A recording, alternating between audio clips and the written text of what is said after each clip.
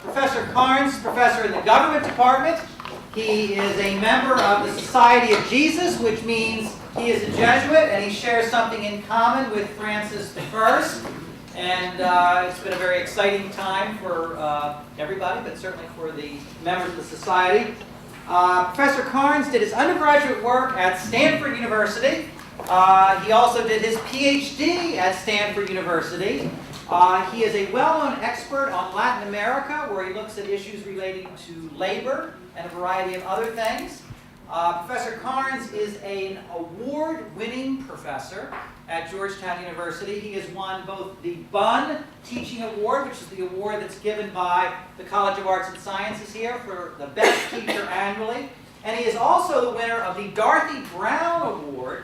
And the Dorothy Brown Award is given each year by the entire senior class of all the undergraduate schools of Georgetown University.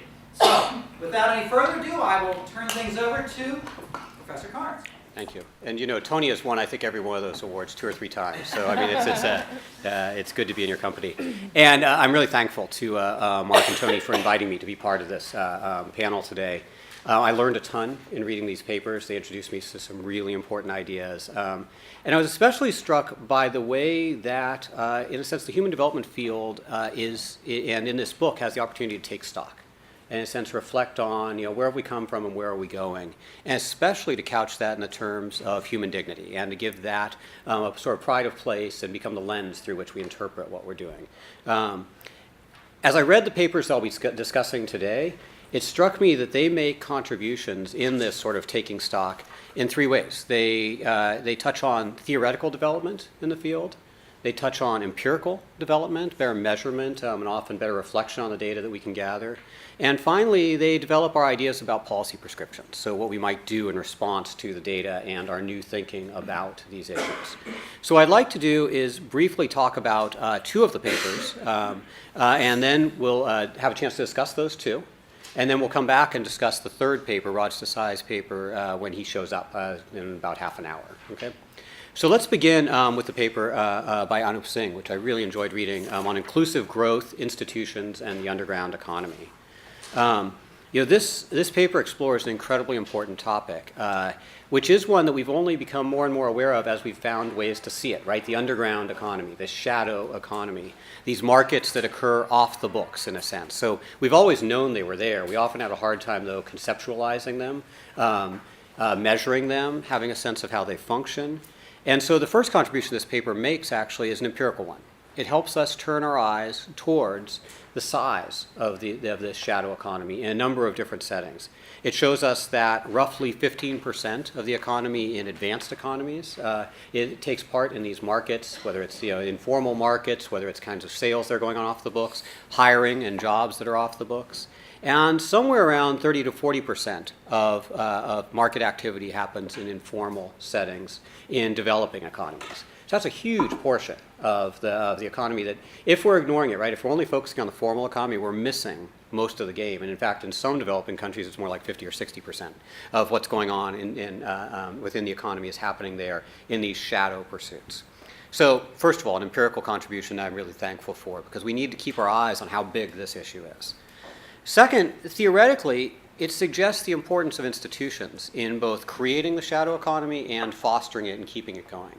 And especially the institutions that we've learned a lot about in recent years. So things like the rule of law, things like credible commitments that can be that can bind people together in lasting contracts and then can be adjudicated in courts of law. And these institutions in particular, both when they're out of whack, when they're not present, tend to create or foster a growth in the informal economy. And then when they're together, can actually diminish the shadow economy. One piece that you particularly highlight is the idea that onerous regulations can be a principal cause of the shadow economy. And this builds nicely on a couple of other authors. I might just suggest, the work of Santiago Levy is really helpful here at the World Bank. He's done some really excellent work in Brookings, some really good contributions, especially in the setting of Mexico, in the ways that social policies themselves can drive people into, or social insurance can drive people into a shadow economy as businesses choose, rather than making contributions to social insurance, to cut back on benefits and actually hire their workers off the books. So this is an important, I think, implication of your work. You make several suggestions for us in the area of policy prescriptions. One is that the IMF can be a particularly helpful player in dealing with the shadow economy. And you mentioned it has a crucial role in reducing the underground economy, both by monitoring better, because often one of the biggest issues is, can we monitor the transactions that are going on in this informal economy? People have an incentive to hide their activities in the shadow economy. So can we better monitor that? And then can we promote the right institutions, the kinds of institutions that preserve the rule of law, that result in control of corruption, that result in complete contracting? And you point out especially the contribution the IMF may make in the areas of financial sector reform and in the area of money laundering, which is such a persistent problem in many developing economies. So all of those in terms of empirical contributions, theoretical ones, and then some suggestions that you make. I'd like to raise a few questions that perhaps we can discuss then as the conversation goes on. One is, on your empirical contribution, you help us see the size of the informal economy, and you note that there are different ways of measuring the informal economy.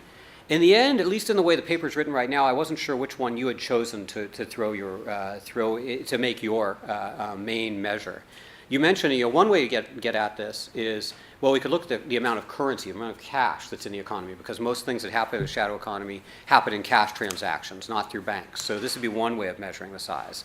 Another way we could measure it is in terms of electricity demand, because a lot of electricity demand that's not that we can see is happening beyond, that's being robbed in a sense from the grid, tells us of the size of the shadow economy. You suggest too that labor force may be something where we can monitor this in terms of informal contracting. But then you especially seem to highlight this idea of a mimic model. The mimic model is very interesting because it estimates the size of the shadow economy based on multiple observed variables that are presumed to cause it. Okay, including the share of direct taxes, the size of government, tax rates, the regulatory burden, and GDP per capita. And this is sort of the model that you see, I think you use most, or it seems to get heavily weighted into the paper.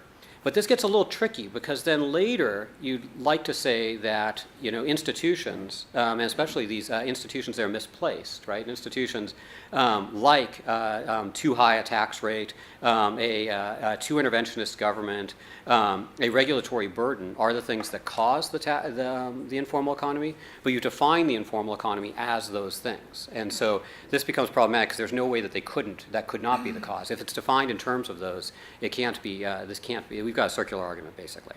So that maybe there's something I just didn't quite catch. And so just to get a better sense of that. And this is one thing we often run into when we're talking about measuring something that's a residual, right? That we're kind of trying to estimate what is it out there in the world, and we have to get sort of backwards measures of it. And here, it's an interesting measure. It says, let's assume the things that cause it are a measure of it. But then we can't say that that measure helps us test what the causes were.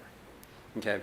Second, I think it would be very interesting and fruitful for all of us to talk about how do policy reforms work that have a certain inherent tension in them. And what I mean by this is in the shadow economy, one of the things you want to do is monitor better, strengthen the rule of law, have the state regulate in the right ways, but you also want to regulate less or not impose an undue burden.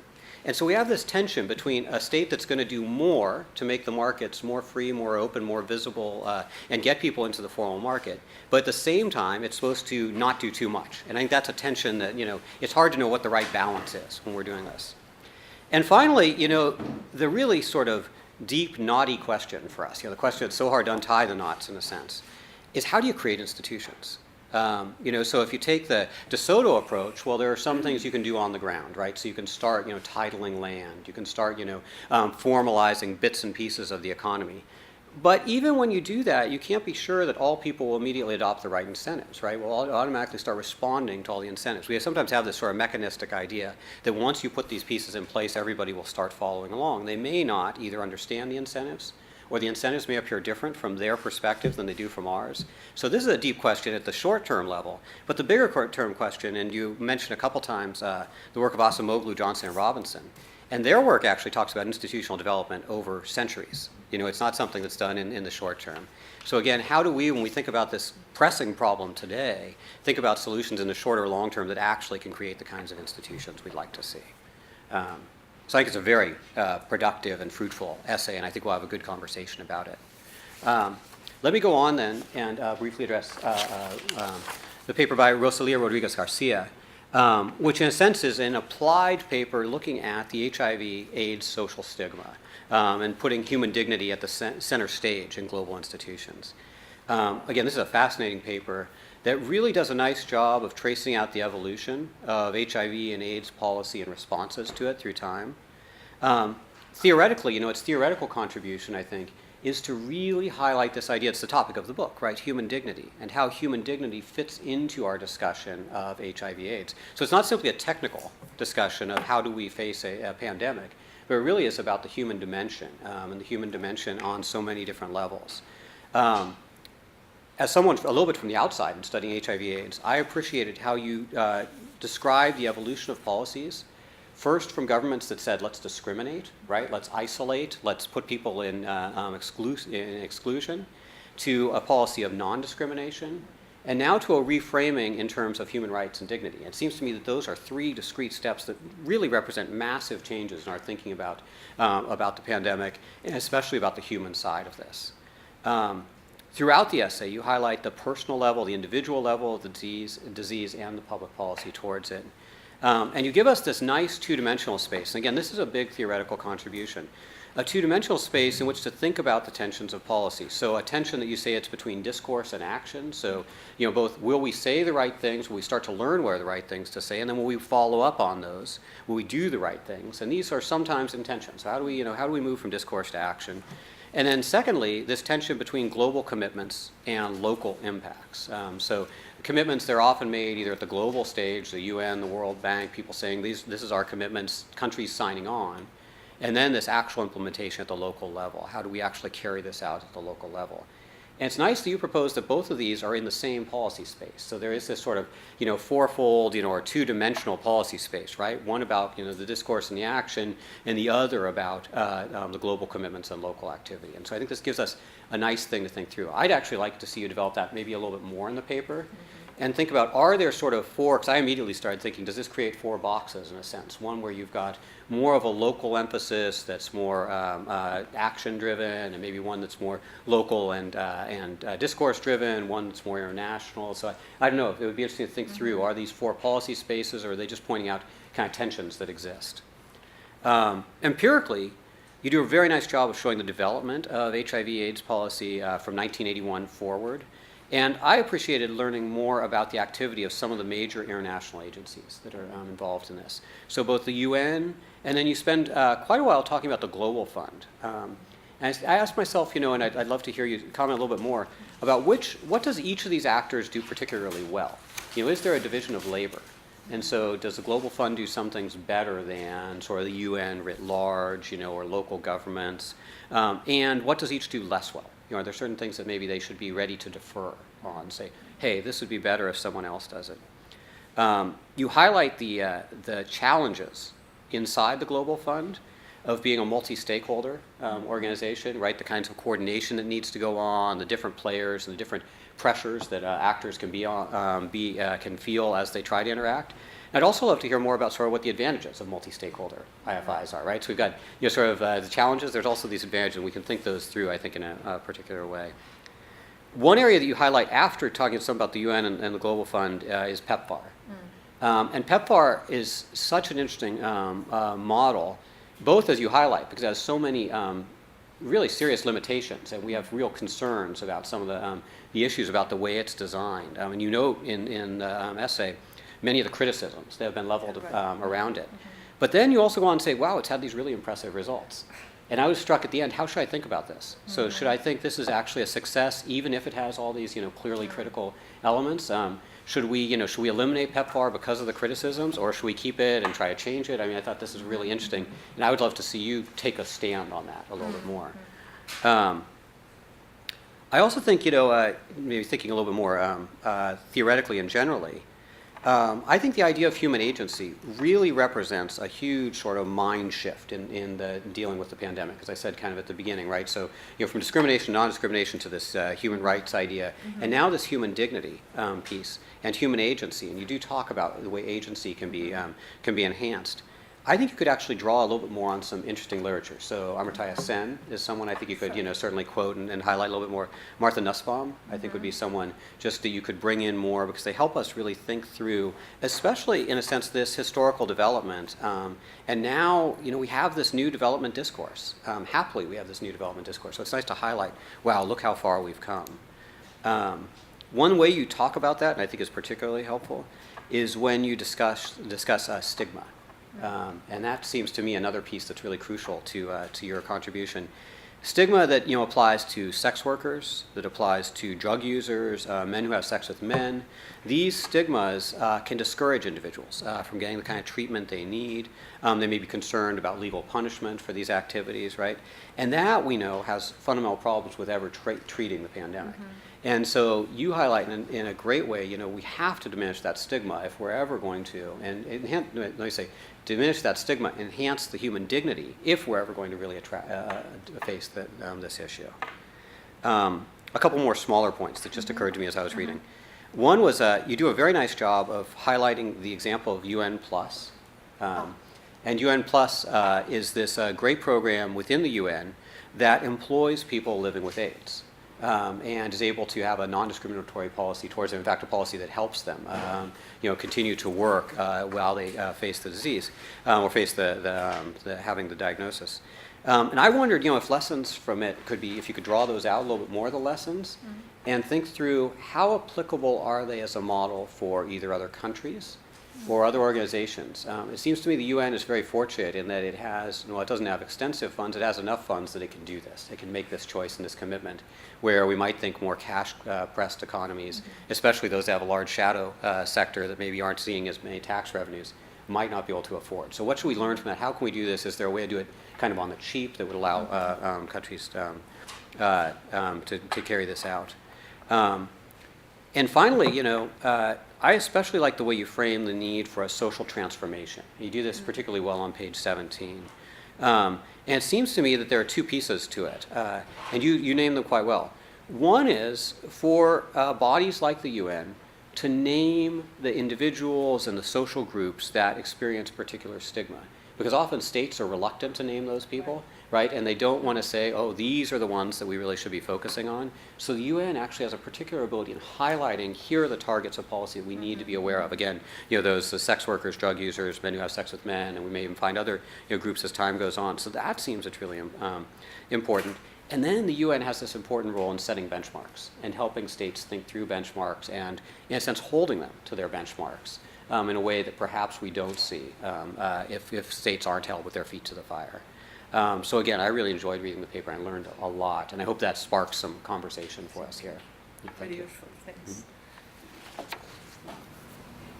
So what happens next? Do the panelists want to make a rejoinder? I'm sure I have questions, and others may have questions on these two papers as well. Excellent. So should we give you a chance? With either of you like to? Well, I'm fine. You made a very good summary of my paper. I'm not sure I have very much more to say.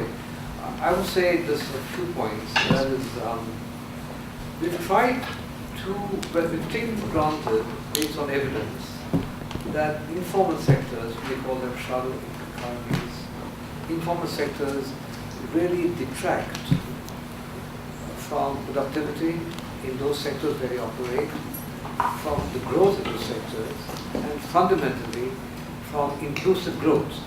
So if you want an economy that grows in an inclusive way, we take as a context the evidence that informal sectors work against that. Now, it's important to recognize that because some people have the right, have made the point over time that informal shadow economies are a kind of a nursery of future growth, that they come for a short time and then they fade away. But what this tries to say is that if they are persistent, they're going to detract from what you want to achieve. So if you take that as the evidence, we try to see what causes informal sectors to persist over time. And we try to look at what some others have said. And there is a lot of work out there that looks at maybe tax rates, looks at inflation, looks at the income of the country, if you're a poor country or a rich country, and then at institutions. And you may think it's fairly obvious that if tax rates are high, you want to avoid high tax rates to take your activity on the ground. If inflation is high, you may, and you have some problem changing your prices, you may take your activity into a shadow economy. So you try to do basically empirical work to see what matters most, recognizing that if you look at institutions and informal economies, the two counteract. So we've tried to look at the evidence and try to see what really drives the growth and persistence of informal sectors.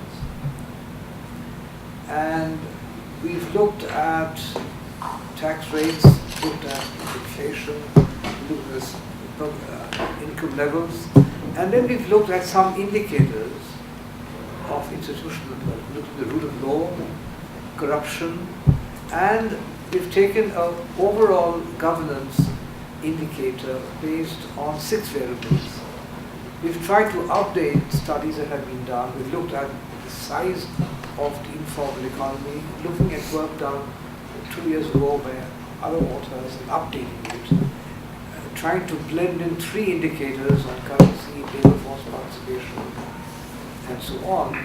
And the evidence was surprisingly clear that if you control for this in the right way, it's not the tax rate that matters, it's not inflation that matters, it's not the per capita income of the economy we're in. It's really the rule of law and corruption and an overall indicator of governance. And this comes out quite clearly. And so what's important to recognize is that if you're going to look at specific policies that affect tax rates and inflation, it's all very important for other reasons. But our study tries to point out that it's not going to fundamentally reduce the growth of informal sectors.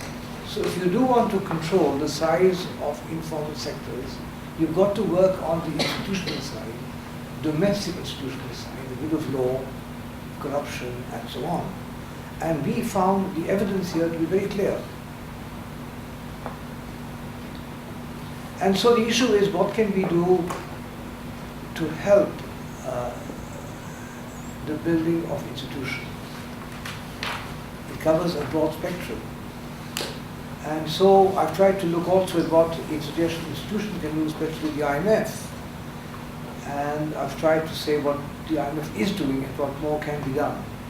But I think what's the most important point, as you recognize, is that it is the institutional quality of the country and not simply its tax rate, inflation, or other economic indicators that is the driver of the persistence of informal sectors. And if you can't control that, you're not going to get the inclusive growth that all of us want. So, very briefly.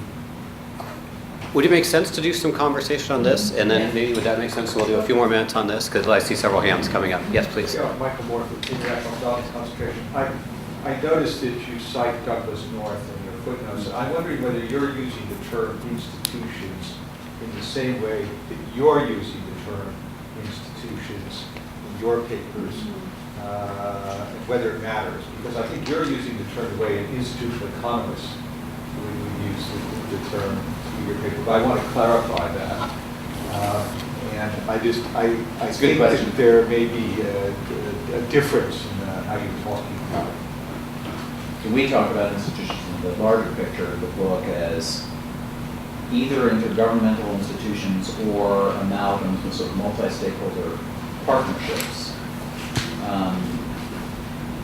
But, you know, I think he's talking about sort of the way institutional economists talk about it. Yeah. Well, you know, we've tried to get data, and therefore it's based on available indicators.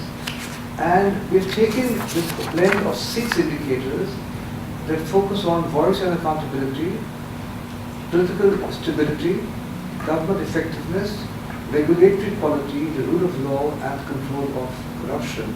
And using these indicators, we found that the indicators on the rule of law and control of corruption were probably the most important. See, I think, I have a lot of sympathy with the approach that you're taking. I think it is different from what you're taking, because we're talking about sort of rules of the game. Right, but if you step back from that, I think the implication, the ultimate implication of a Newk's essay is that the International Monetary Fund remains vital, even as an old-fashioned intergovernmental organization, in helping create these changes at the domestic level. And that, in fact, the institutions, the greatest implication is that the IMF actually can play a catalyst role in the development of these things at the domestic level that allow people to tap their capacity. And so while he uses the expression institutions at the domestic level, in fact, the implication for the book is, so what's the role of the IMF in being able to assist that happening? But yeah, it is a different body of social science using the expression institutions for different. But let me just make one comment. When you look at what the other institutions are doing, we're probably working on institutions in a way closer to what Mark is talking about than what the study is based on. So among the activities, we're also trying to look at money laundering, how to prevent that, terrorist financing, and so there is probably the implications for institutions is closer to what you are talking about, rather than on the exact independent indicators, variables in the model. So it goes both sides in a way. Could I speak to this a little bit? I see it a lot like Mark does, in the sense that I think the paper is really making a case for the way the IMF can help develop these sort of economic institutions, if we want to call them that, or sort of basic rules of the game, and can make a contribution on that side. So you have a global institution, the IMF, right? That was one use of the term, making a contribution to institutions qua rule of the game inside the society. And I think that's an important contribution. I am a little bit concerned about how good a contribution it can make, because if we identify these as basically being domestic institutions that have a lot to do with the ways actors interact, it doesn't seem to me that controlling, say, money laundering is the biggest issue that's really driving most of, say, the shadow economy. It's a piece of it, but it's not most. Terrorist financing is a piece of it, but it's not most. Most of this, actually, I think, in most developing countries is more like things like informal employment, right? It's at the local level. It's lots of service sector, activity. It's these sorts of things. And so I wonder if, it seems to me, to the extent that the IMF is going to be helpful, the main way it's going to do that, and it's not going to do it in terms of international financial transactions, the way it's going to do it is by helping countries develop the capacity to monitor, and then maybe teaching best practices that it's observed from around the world as it's been working with different partner nations. Now I can come in and say, gee, what worked in this other situation was also facing a shadow economy like yours, is this kind of reform that might get at the rules of the game. But I did worry a little bit in the paper about a disconnect between saying, here's a global institution that's really good at doing inter-country transfers, but is not necessarily really good at implementing on the ground things at the local level that are, that take decades or centuries to create the kinds of institutions that we think really make a difference. Yeah. Can I ask a new question? So, both you and Matt allude to this degree to which an informal economy might have some good aspects to it. It could be an incubator of innovation. There are some good things that are gained by people. How would you give more texture to the ways in which human dignity may not be realized by people who are in the informal economy? If you took the agency and social recognition aspects, so how would you describe, to people, and you might consider adding a little bit of this to the paper, so how is the informal economy, with the negative impacts you described in the paper, how does that rob people or limit their ability to experience agency and social recognition in ways that are valuable? Well, there are many ways to answer that. I would give a simple answer, perhaps, and that is, it is quite clear that if these informal sectors persist and grow, it drives inequalities in the country. And And if you drive inequalities, it means that those in the informal sectors do not have access to the instruments, to finance, and the methods that can make them work. And therefore, I assume that will lead to a loss of dignity. So it's just this more rigid stratification that stays. Absolutely. Well, there is a way too, often in my work, I think a lot about labor politics and especially about the extent to which people, as they enter the formal sector, in a sense become sharers in things like social insurance schemes. They all of a sudden have rights in terms of, vis-a-vis things like the early dismissal, right, or, workplace mistreatment. And so there's a way where as you enter into the formal economy and you decrease the shadow economy, people's dignity does rise, right? Because now they have a legal protection. They can say, this is something that, I'm entitled to, in a way. I think that's dignity enhancing. I'll also note, by the way, that the informal economy is a place where people without lacking such protection sometimes become human trafficking. Exactly, absolutely, yes. Now, I hate to shift our attention, but I want to make sure we have time to talk over here. So why don't we do this, and then we can kind of open it up to a general conversation. So would you like to respond, and then we can, or highlight one or two things, and then have questions? Well, first of all, thank you very much. I think your insights are extremely helpful, and I appreciate that a lot. Maybe for those of you that have not read the paper, so you don't know a little bit of the basics of the paper, I'm going to just try to answer some of your questions and say a little bit about the paper, and you tell me if I am taking too much time. The evolution, I think of the disease, at this time, I'm sure you all know about AIDS. So I don't want to say too much, except the very first, the uniqueness of AIDS and HIV and AIDS as a disease, since the moment that the first case was identified in 1981 by the US Center for Disease Control. That was both identified in an immigrant moving from Haiti to the US, and then in the gay population in San Francisco. And as they say, since then it's kind of history. But it was very important that it came out this way, even though we didn't know at the time that Africa was already infected, but we didn't know. We thought that was the very first time this infection came in. And right away, it meant it had undertones of is related to poverty, is related to other countries bringing bad things to us, or engaging in behaviors that are not fully accepted, like the gay population in San Francisco. In Africa, however, the HIV/AIDS has always been heterosexual. So it's a disease that has been transmitted from men to women, from women to children, so it's much broader. And right now, it is considered that that is no longer a disease that is because you are gay or because, and this is important because of the stigma issue. It was, you need to realize that even though the US, for instance, started keeping everyone from Haiti in Guantanamo before they allowed them to come to New York or to Washington or Miami or whatever, the reality is that at the time when you were told you are HIV positive, means you are going to die. It's like pancreatic cancer now. Okay, you do have that, and you are going to last 5 months. So clearly, the panic at the time was tremendous. And in places like Africa, HIV/AIDS affected the most productive population. It's the young person, at the beginning, men. So you are actually undermining that small percentage of the population that are the more active, that can work, and that can help the economy and the families. So that is part of why HIV/AIDS became this global movement. We need to halt it, we need to decrease infections, etc., etc. So that's the rationale. It was a death sentence. It's no longer a death sentence. So now you can say that if by 2000 there were 27 million people with HIV/AIDS, by 2011 we have 34, and you can say, what do you mean? You have more now than you have in 2000. But there is a reason. It is that in the year 2000, these 27 people were going to die because we had nothing we could offer.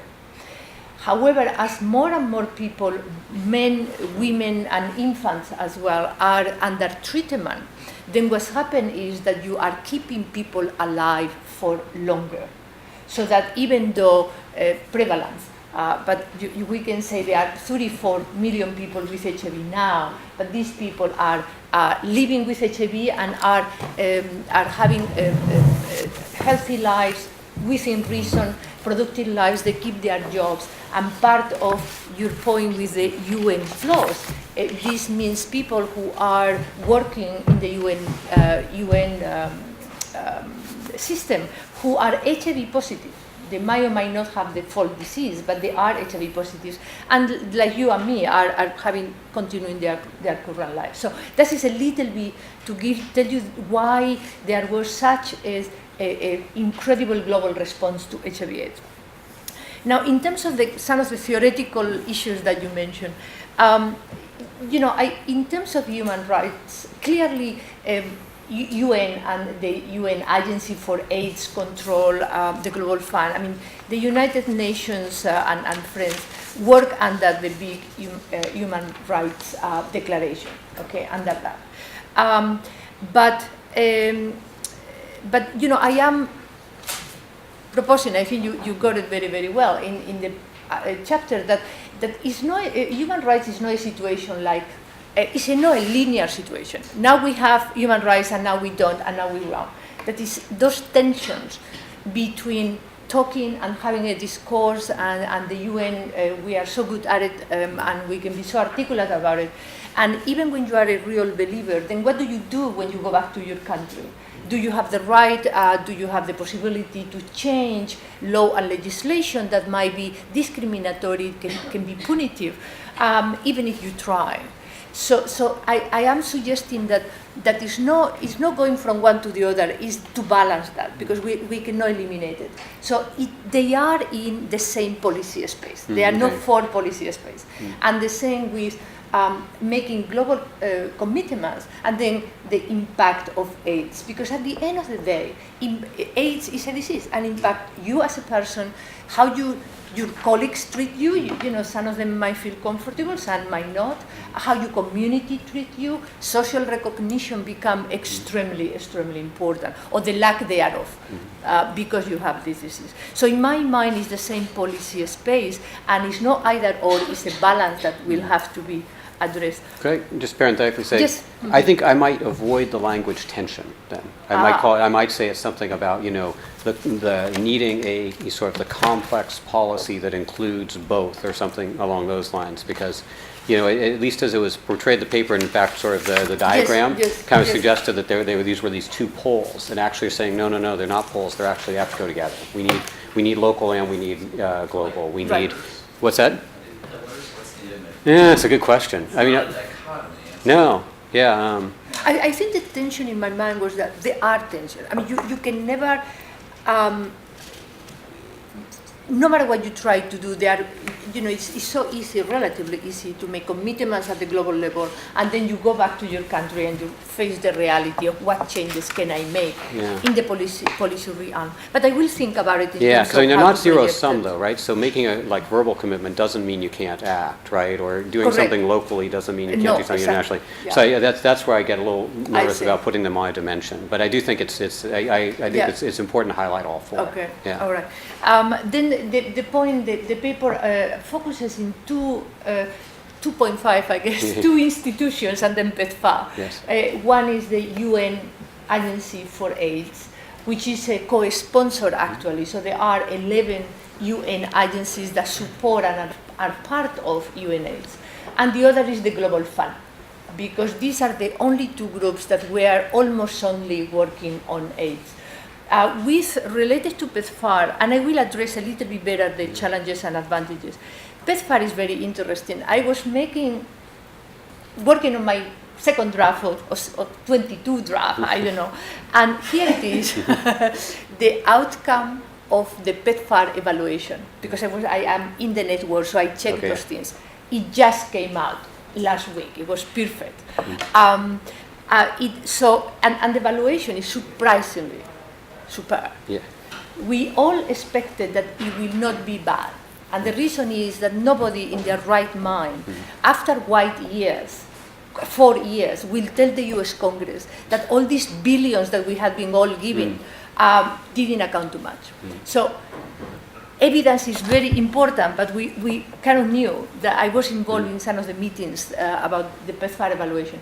But this was it is such a wonderful evaluation, and I recommend, it's very easy, you have at least a brief in the web, PEPFAR, and you might find it interesting. Now, take a stand only if you are by my side. Because taking a stand of whether this evaluation really reflects, is almost supports that you don't need to worry too much about human rights, that you don't need to worry too much about, and I think Mark made a good point, which is we cannot assume that because PEPFAR didn't so explicitly mention human rights, that they did in other ways support program. So it is a challenge, but I will look into that, and the same with the UN Plus. I will look into that. So let me stop here, and if you have questions, glad to talk more about it. Thank you. I'll defer to others for a second. Maybe just on the point of PEPFAR, Yes. I think it would be interesting for you to evaluate it as best you can in terms of the criticisms. And so say, it still may have achieved success on its own metrics, but on the metrics that the criticism would propose, right? So the kinds of ways it would face stigma or the kinds of ways it would face human dignity. You may be able to say, hey, on its own terms, hugely successful. But on a couple of human rights concerns, no, it didn't quite measure up. And that, I think, would be a nice stand to take. A couple comments and a question. So I think this is really interesting. This is a beautiful case where you have 3 different actors, all of which have partnerships, but are somewhat different. You have PEPFAR, which is a unilateral instrument, but it has partnerships. Then you have UNAIDS, which is an intergovernmental institution, but has partnerships. And then you have the Global Fund that is truly multi-stakeholder. And it's an interesting question. Can you make any judgments about which of these advance human dignity the most, or perhaps which of them have the most potential? So that's something to think about. Stigma is really, I think, fascinating. And while I said earlier that we thought about in the book not just looking at the worst cases of violations of dignity, atrocities, human trafficking, whatever, there's something similar between your paper and mine in that you have people who are suffering. Human trafficking victim, someone who has contracted AIDS, but then it's compounded by society treating the person as at fault or to be shunned, and you see that with human trafficking victims too, and it's almost like a double denial of dignity, and I think that's kind of intriguing. Here's my question. So you use this expression about discourse on human rights. So we're trying in this project to look at how we can launch a discourse about human dignity. What you explore discourse and then implementation. Do you have any thoughts about how a discourse, a multilateral discourse, could be pursued on human dignity, given the case that we look at on AIDS? Okay, I think, let's see. I think if we go to the UNAIDS or Global Fund, etc., they probably will tell us that they already are discussing human dignity. I don't think we are being a little bit more specific as to what human dignity is defined, how we define it. But I think, you and I were talking about the fact that we, at the bank, you don't spend too much time talking about definitions, because there is a moment where you just need to be operational. You say, okay, fine, let's agree on an operational definition that allows us to go out with loans and support countries. So if you go to the UN, UNAIDS, which will be the vehicle to discuss these kind of issues, they will already, I think, tell us, we already discussed this. What we could do is to say, now, can you, in your discussion about human rights, can you actually be more explicit in using this human dignity terminology? As you know, in my paper, one of the propositions I make is that to a certain extent, human dignity can also be considered an outcome of human rights. Meaning that if you implement law and legislation and all the social changes, because we know that law and legislation is necessary but is not sufficient to achieve change. You have social interventions as well. Then that human rights is such an amorphous, broad, macro level intervention that one can say that one outcome how do we know that there is respect for human rights? Well, because there is human dignity, there is no stigma, there is no discrimination.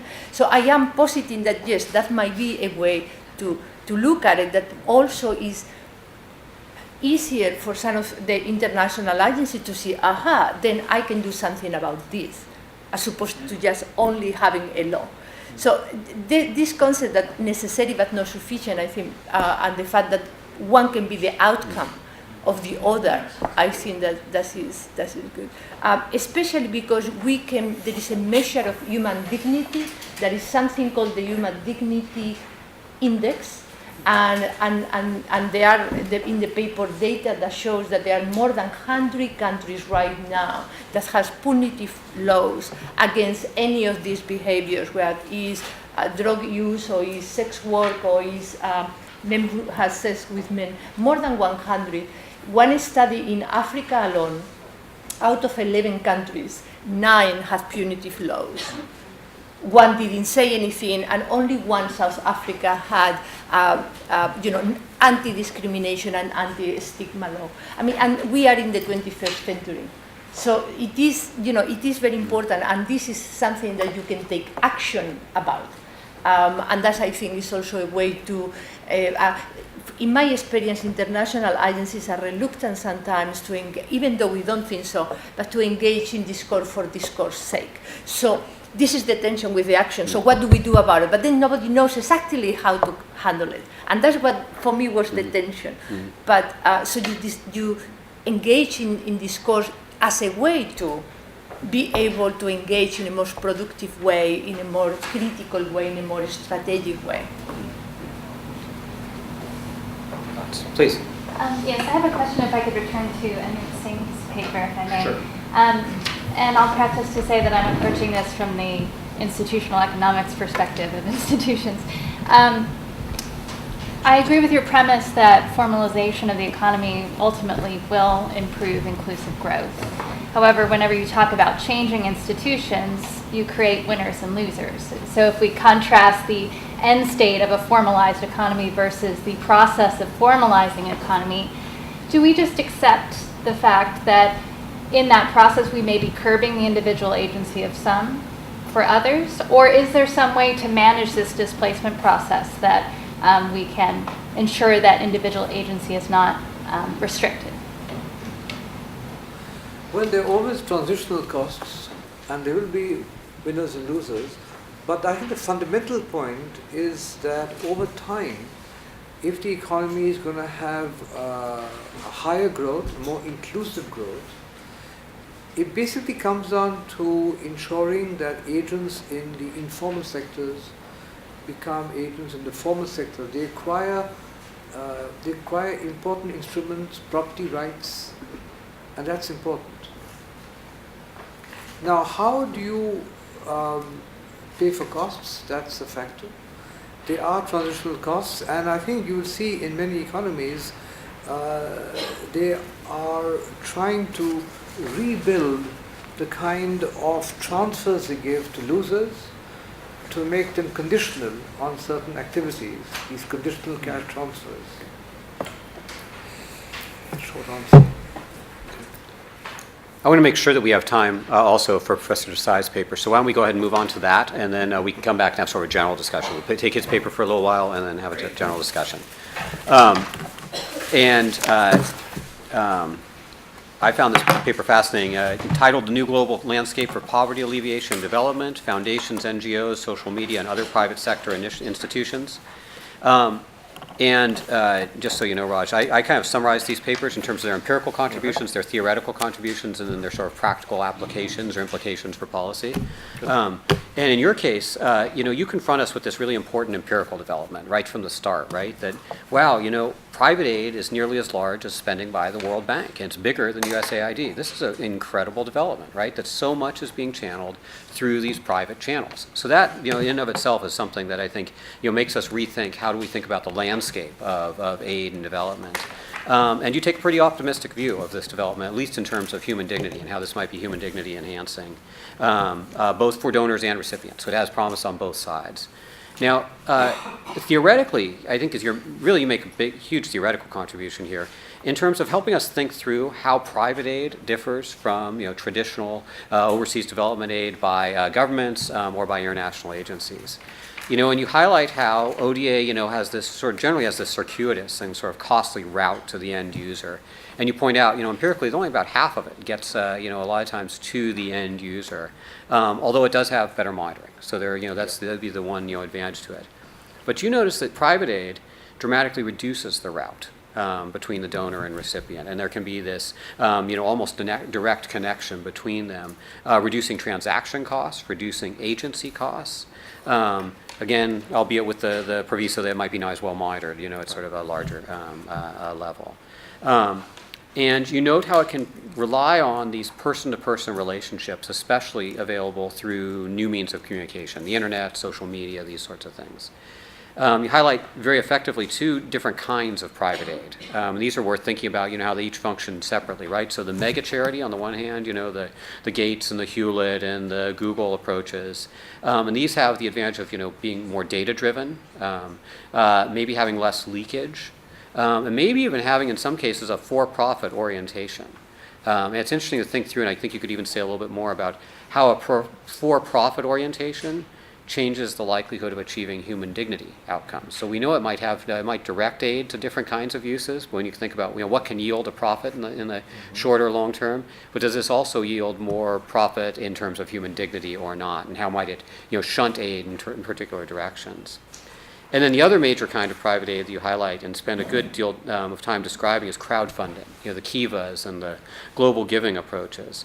And these, may be a lot less data-driven. They might be a lot more individual-driven by sort of emotions, feelings of connections. You notice, the peer-to-peer givers are more likely to give to humanitarian projects, countries with more recent and larger numbers of immigrants, wealthier people, and where more refugees come from. All those are very interesting, and they help us think through what's this new aid landscape looking like.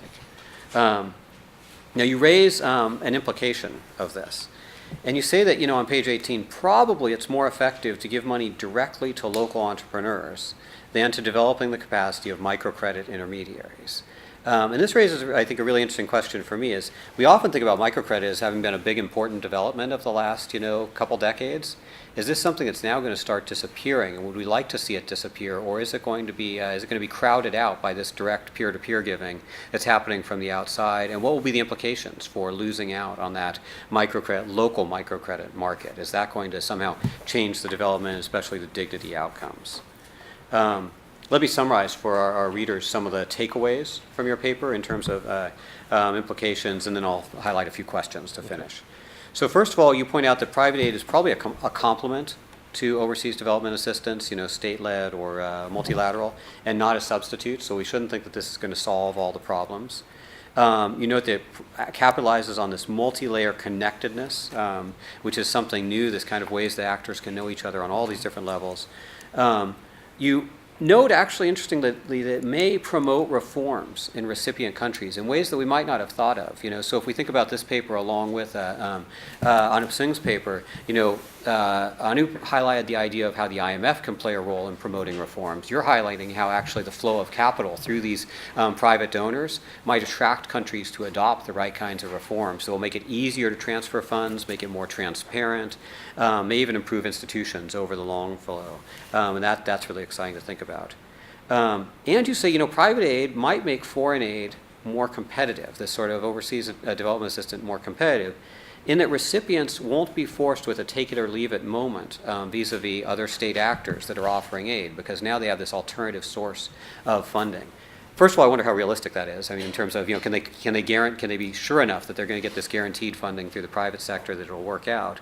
But if it's true, boy, it gets very interesting in terms of ways this shapes the development programs of countries like the United States or like the UN or the bank where it chooses to put its money. Boy, this is really interesting. So a few questions to launch us. One is, what problems do you see as most tractable or intractable for private aid? So you mentioned it's a complement to ODA, but what are the areas where it's going to make the biggest impact, and what are the ones where it's probably never going to solve those problems, and we still need to have this other sort of multilateral lending or direct, bilateral lending?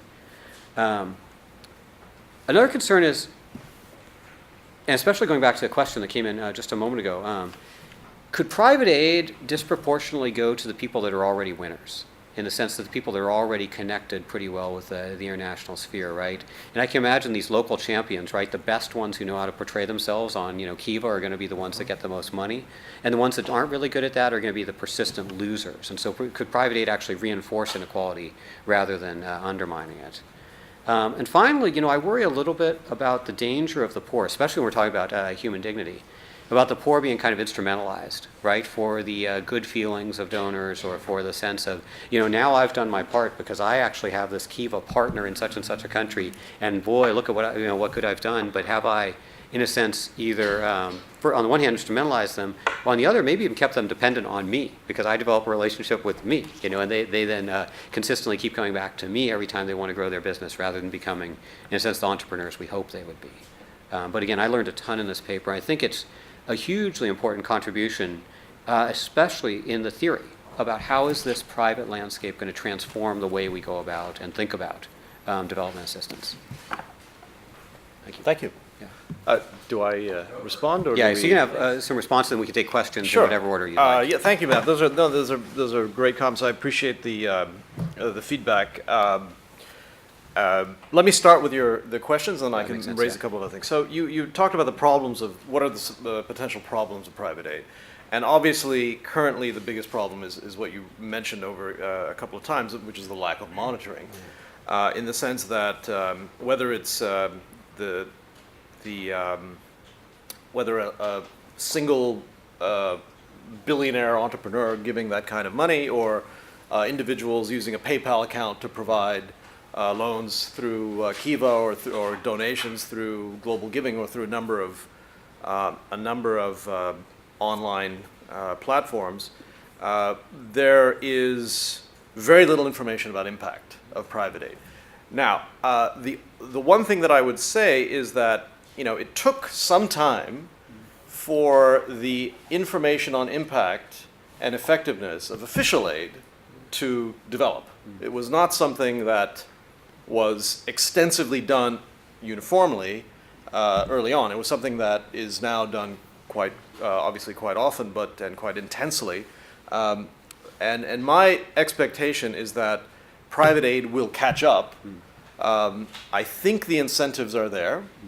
It is not as if whether it's Bill Gates or someone else, it's not as if they don't care about the efficiency of use of their funds, although I think there is a problem of how did you put it? The poor being instrumentalized for the kind of moral, benefit of people who give money purely for the sake of giving money. That is a danger. But we are talking about larger and larger amounts of money now, not small, tiny amounts of funding, but we're talking about significant flows in some cases, especially to some countries. And so I think the incentives for accountability of funding are there, and I would compare them, and that's to the same kind of progression that occurred in the quarters of official donors. In terms of the other things that you mentioned, regressiveness and allocation, possibly not going to persistent losers, rather than going to people who are positioned either politically, regionally, sectorally, whatever, to receive funds. The poor acquiring some sort of relationship of dependency. All of those things, the answer that I would give, well, I don't have an answer. The best answer that I can give is those are all possibilities, those are all dangers, but they are also all dangers with official aid.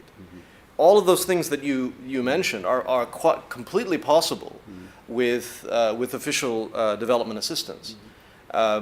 And that the ways that those problems have been compensated is through a significant amount of information, monitoring, surveillance, and evaluation, and in terms of identifying, making sure allocation is going to on the basis of need, making sure that the money is in fact being used by those who need it the most. That the poor are not being, that there is some transfer of knowledge, institutional capacity, and so on. All of these things, I think they were equivalent dangers among official donors, but official donors have taken steps to correct for those things. I guess the question is whether the same incentive exists for private donors to do the same, based on the information they have. Now, that is, the information that I was using comes from some work that I've done with my Brookings colleague, Homi Karas, on private aid allocation. And the evidence that we find is that it is based partially on need, but that it is more likely to be driven by the social networks in which individuals are surrounded, the social networks in which individuals find themselves. So living in areas where there are lots of refugees or lots of migrants, having connections to people in those countries, all of those things seem to be what matter. So yes, I agree that there is this possibility that this will essentially have a kind of will be similar to something like remittances or other types of private capital flows that may not go to the poorest, and that may go to the people who are better positioned to receive funds.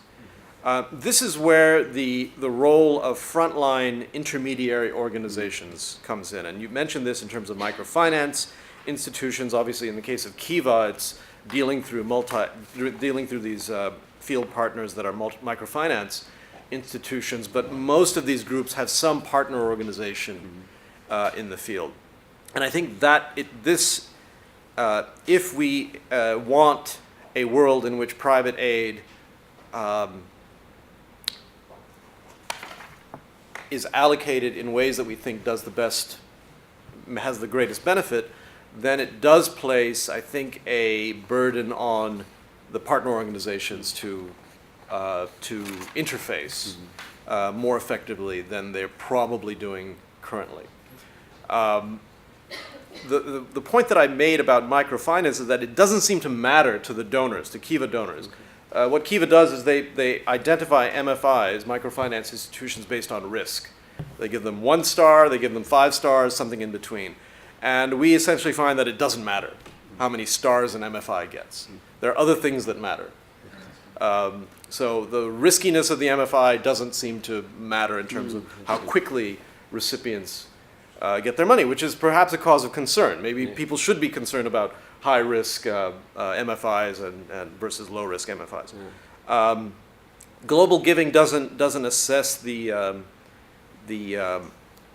quality or efficiency of its partner organizations, but in Global Giving's case, it is the projects are provided through the partner organization. I think the advantage of this is the more direct connection, as you mentioned, as you said, that there is a much shorter route to transferring funds from donors to recipients. That there is a potential for significant amounts of costs, administrative costs and transaction costs to be avoided. Potential, and the basic evidence that we have, the very limited evidence that we have now, does seem to suggest that there is some administrative cost savings, and that it provides input not just from the donor side, but from the recipient side, which is really kind of unprecedented, that kind of direct input in shaping the character and the content of funding programs directly, rather than going through a ministry or going through a public sector organization or some kind of service provider in the field. So I think those things are what make me at least a little bit somewhat optimistic about the trajectory of private aid, because this is an increase from essentially from nothing, measurably from nothing, to about $40 billion a year, just from the United States. If you add the rest of the world, it's something it's over 60 billion. And putting aside the recent crisis and the scaling up in disbursements, if you took basically the average disbursements of official partners and you took away things like tide aid and debt relief and interest payments and so on, it was actually on target to overtaking official aid, which prior to the crisis was about 120 billion, I guess, 110, 120 billion. Anyway, so let me stop there and. That's great. Let's take some questions. Yeah, Thanks, Raj. I think, and I want to check this out, I think I hear a quite different kind of perspective in your paper than we heard in the previous two papers. Because the part of your paper about which we're really enthusiastic is this private donor to recipient kind of giving, individual focus. A lot of our conversation before, though, was about changing the rules of the game. It was about affecting institutions and how things are played. And I'm wondering, yours seems to be very much at an individual level, and the rules of the game don't seem to be a consideration there. So I'm just wondering whether I'm hearing that difference accurately. I think that's correct, I think for the most part. However, the fact that the aid business is now, from the recipient side, so much more, from the donor and the recipient side, so much more competitive, I think involves, in some sense, a change in the rules of the game in terms of how countries, for example, deal with donor fragmentation, harmonization, things like that, when they not only have to deal with DAC donors, multilaterals, but non-DAC donors, as well as private aid organizations. I agree they're changing the rules of the game of donor assistance, but if you look at a newspaper, what he's concerned with is the issue of how do you move people from the informal sector into the formal sector. You're talking about reform, domestic reform in informal sector. Yeah.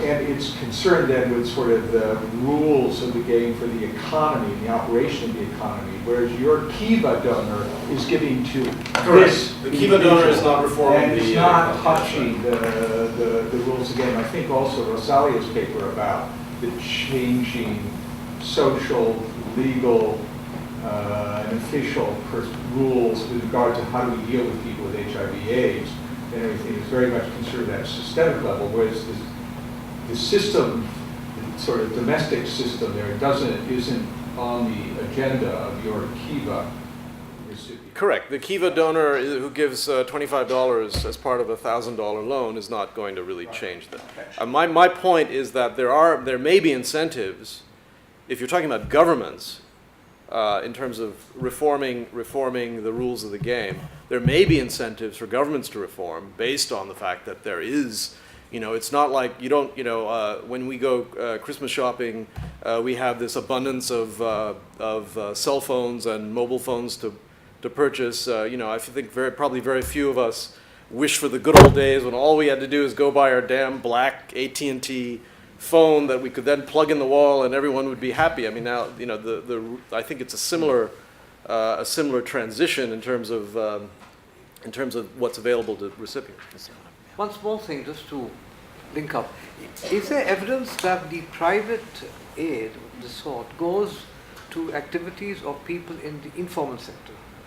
It probably is, because, and in case that is the case, can one make the point that this might allow these informal sectors to persist longer would be a bad thing. Right. Unless of course, if you had some sort of especially if this is being transferred through certain organizations, that might be, so maybe you have to now take out a bank account, which would mean all those other things you need to do, right? Register, your ID number, maybe get some sort of, government permit, these sorts of things, yeah. Right.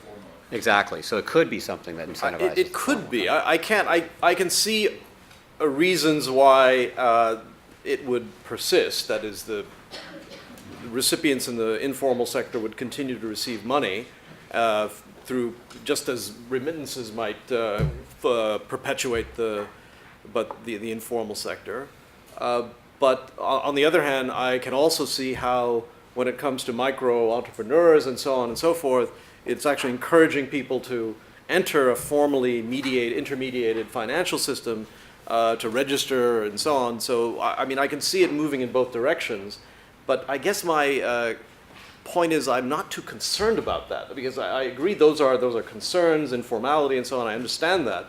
But when it comes to reducing poverty or facilitating access to credit or improving service delivery or all of those things, I guess I'm more comfortable with the idea that the segmentation in the labor market may not change as a result of private aid. Catherine. There are some very interesting issues that you could frame as human dignity issues around the whole questions of charity and development assistance.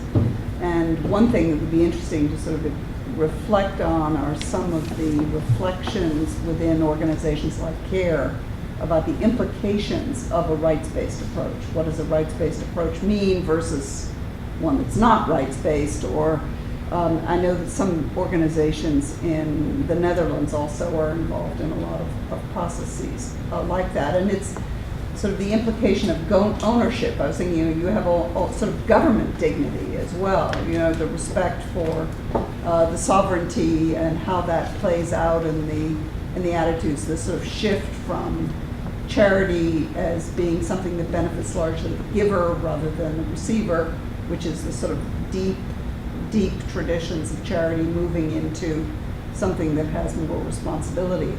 I mean, the paper is interesting but very tantalizing, because it's sort of pointing to how little we really seem to know about what's happening. I do think that there's a distinction between the Gates, Ford, Rockefeller, the sort of very large philanthropic organizations, and the new explosion, sort of post-Haiti or post-tsunami of computer-based. And at this point, it has sitting, because I've been in countries where we've had these discussions, it has the image of a wildly random, crazy process of desperately seeking funds and briefcase NGOs and all of that, which I think needs to be part of it.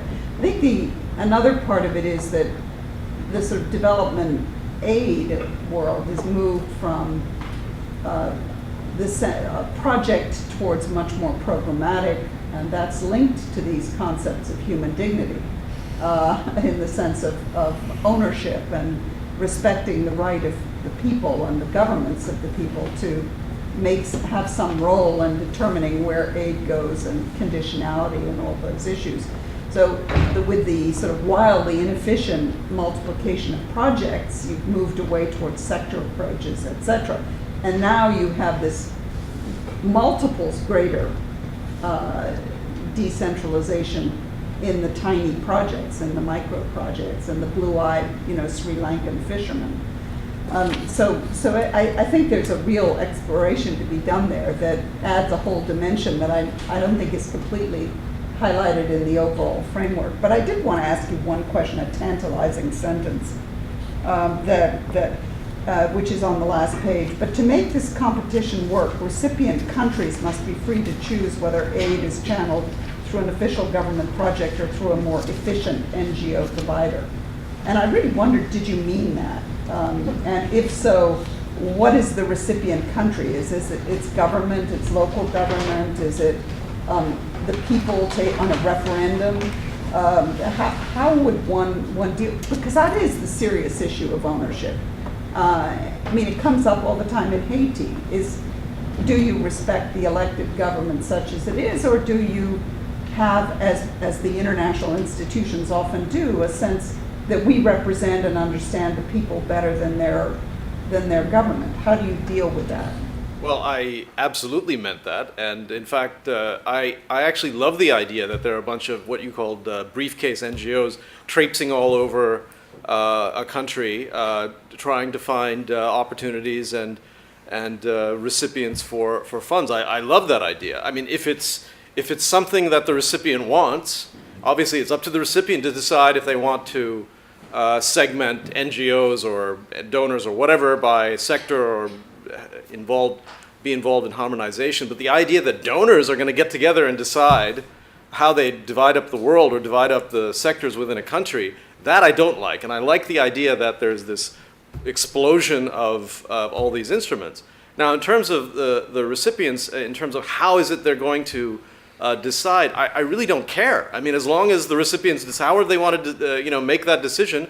If it's some sort of interagency effort or legislative effort that is going to take some initiative with donor harmonization, as happened in, for example, Rwanda in the last few years, where there are very clear rules set up by the government as to which donors, public and private, or official and private, which sectors they can operate in. That's fine. That's up to that government. If they haven't done that, and there is a little bit more chaos, in the case of, for example, Yemen, we have a project involving microfinance for youth in Yemen. Fine. Yemen has been waiting for the first dollar of a proposed transition fund, G8 transition fund, and the first dollar has yet to materialize. I think the World Bank has a startup matching grant for SMEs, but they have yet to disperse.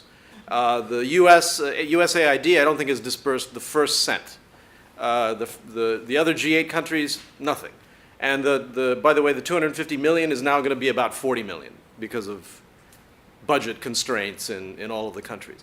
Meanwhile, Kiva has dispersed now $10 million in Arab youth loans and counting, right? And this took a month to do, to essentially incorporate existing partners that were in Yemen and other regions through a major kind of donor organization based in Doha to set up this Arab youth finance facility, and they're dispersing. So if that's what the recipients prefer, I have no problem with it. I'm not scared. I don't find this idea of chaos in recipient countries the least bit frightening. No, I was just trying to understand what you meant by countries. Yeah. And the answer seems to be it depends. Absolutely. Let's take one more question, and then I know that we're more or less on our time for lunch, and I think you never go late on a panel before lunch. So we will have a quick question. Yeah. Yes. So we talked a little bit about how private aid might be skewed differently with respect to geography and population characteristics, but I wanted to ask about time horizons, which is, if it's true that what your paper says that a lot of private giving is inherently sort of expressive and about an immediate affirmation of human dignity, then might that promote sort of more short-term, direct giving, whereas sort of more official channels might have opportunity to invest in longer time horizons, things like changing the rules of game, things like infrastructure development that might not have that same expressive component, but might be long-term more beneficial to recipients, even if recipients don't even recognize that in some cases. I think that's definitely a possibility. And that's why I try to emphasize that this is not the solution to the world's problems.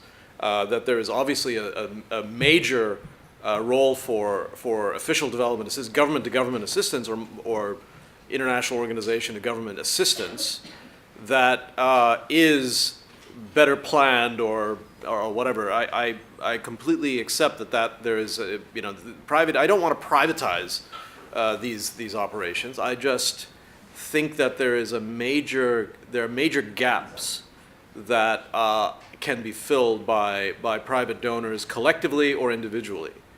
And again, in the information that we've looked at, both with Kiva and Global Giving, that does seem to be the case. that they are funding areas that don't typically get funded by official donors, you know, playhouses, arts and entertainment complexes in Indonesia, you know, shadow puppet places. And I mean, that doesn't typically get a lot. It's not high up on the government to government priority list. But, you know, private donors have decided they want to fund shadow puppets. So great. Excellent. Well, thank you. Thank you all to the Thank you. presenters. Thank you all of you. Let's thank the panel. Thank you.